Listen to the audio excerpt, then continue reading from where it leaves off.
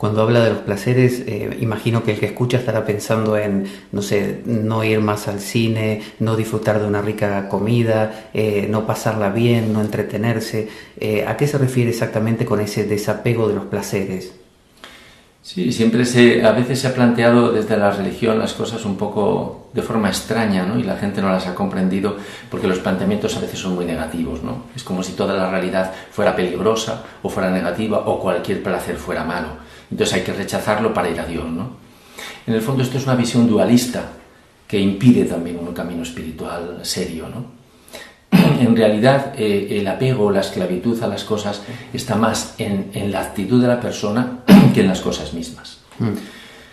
La realidad es valiosa, Dios lo hizo todo bueno, sin embargo nuestra relación con las cosas, con las personas, con las diversas situaciones es una relación viciada, básicamente porque es egoísta. Cuando yo veo una cosa, yo la utilizo para mi satisfacción. Cuando hay este movimiento egocéntrico, entonces la relación se rompe, porque yo no me relaciono con la otra persona o con esta realidad, sea el cine o cualquier otra posibilidad, como algo bello que puedo disfrutar libremente, sino como algo que utilizo para, por ejemplo, tapar mis vacíos. Claro. Yo puedo ver una película para disfrutar la belleza de una película, o puedo utilizar, digamos, la película porque ese día estoy completamente aburrido, me encuentro frustrado, me encuentro en una situación difícil y me envicio con esa película o con otras muchas películas o con internet o con libros o con lo que sea. En el fondo es una huida de un estado interior anodino, vacío, negativo, y entonces utilizo las realidades de la vida y especialmente a las personas para cubrir mis vacíos. Eso es lo que se llamaría esclavitud, apego. En el fondo es una inadecuada relación. ¿Esto está en relación con el concepto de pecado? Sí, de alguna forma sí, aunque siempre hay que diferenciarlo, ¿no? O sea, el pecado, hay un pecado moral. En el fondo es el más externo. El pecado moral es cuando yo transgredo una ley que ha sido asumida como una ley moral adecuada. Pues no mentir, no robar, no traicionar a la propia mujer o al propio marido, bien, una serie de normas que son religiosas pero que también son admitidas socialmente. Eso es un pecado moral. Pero el pecado es una realidad bastante más profunda.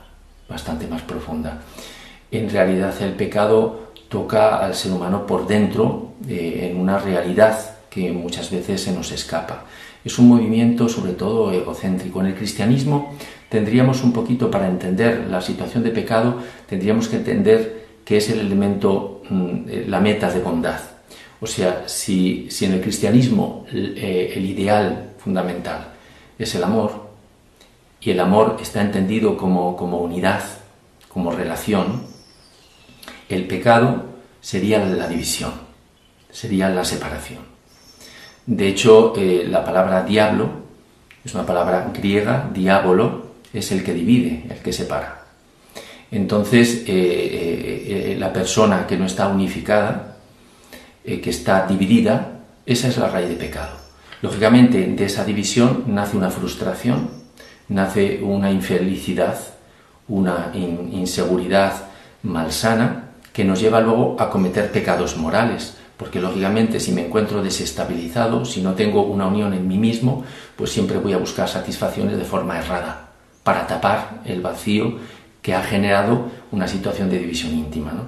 Entonces estamos hablando, una cosa es el pecado moral y otra cosa son las raíces de donde nace ese pecado. San Juan de la Cruz, por ejemplo, lo que intenta es sanar esas raíces de pecado. Nosotros podemos decirle a una persona, bueno, pues no cometas pecados, no seas inmoral, pero con eso no hemos solucionado casi nada. Está bien ser morales. Jesucristo en el Evangelio también alaba a la persona que es moral, pero dice, te falta algo más, no es suficiente con ser moral. Hay que abandonar todo un mundo de percepciones inadecuadas, un mundo de división y de ataduras, que son las raíces de donde surgen luego los pecados externos. ¿Por qué yo ofendo a otras personas? Sino en el fondo porque en mí mismo hay una enorme insatisfacción.